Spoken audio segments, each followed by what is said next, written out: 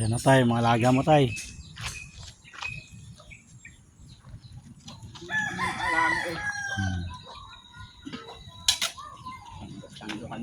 Ayan na, hati-hati na sila. Sarap ng pagkain ng mga aso. Ayan, kukuha na si tatay ng mga ano, lagayan ng ano. Wow, the best. Oh, manok-manok pa yan.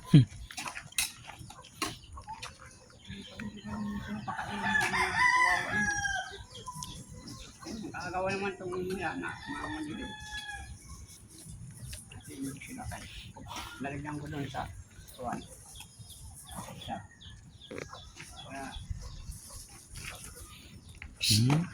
Gutom na si ano, bagwis. Wala yan po yan ng ano, iba. Yan na yan. Maghintay. Alam ko mga bata, yung anak. Pag anak kayo. Pag anak ko yung dalawa. Hintay ha. Okay.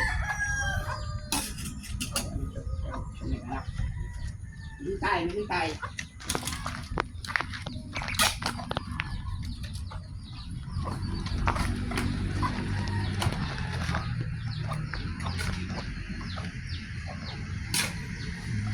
Gutom na yun. Ito na yung kwan ha. Oo. Yan na. Hindi siya ito. May balok doon. Yan na. Dito. Balok. Ayan na. Oo. Ayan na. Balok.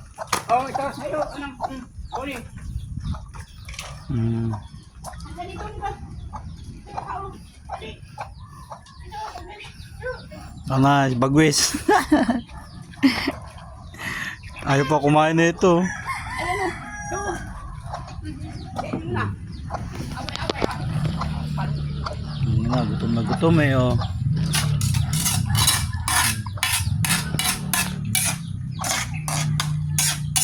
Makakakain ang ano nila is amo. Buti pa yung aso, nakauna kumain yung amo nila oh. Hindi pa. Saing pa lang. Oh, yan yung sinaing niya. Oh, di ba? Oh. Yan yung sinaing niya. Oh.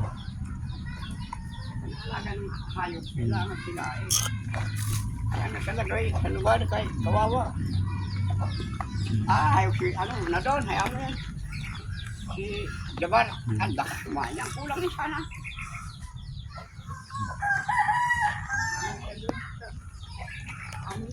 Gutom na gutom oh.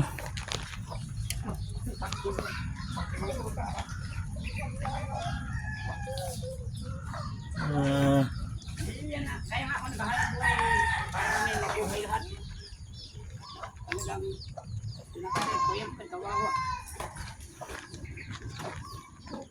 Pagkulang.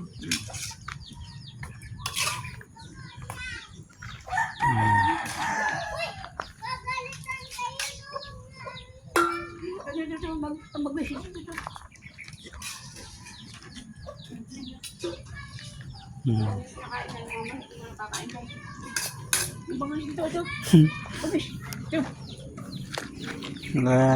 Dami dito. Oh, yan. Diyan kayo.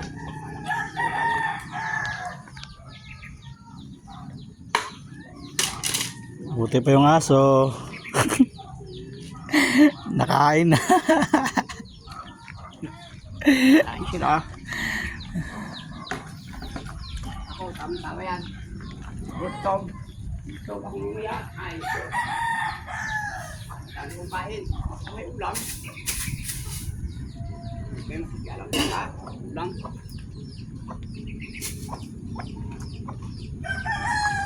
Ano pa nga yung aso sa tao.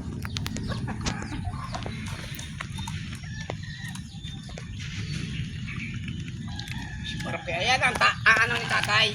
Aso.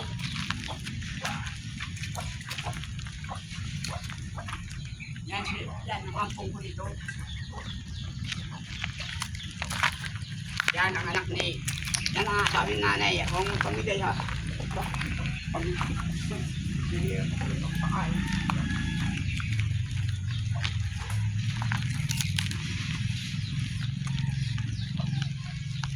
Kung nakakain ng ano yan. Kain. Yun na lang.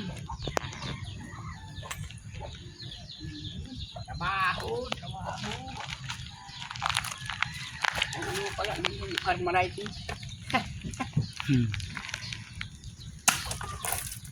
Sabi sa yan.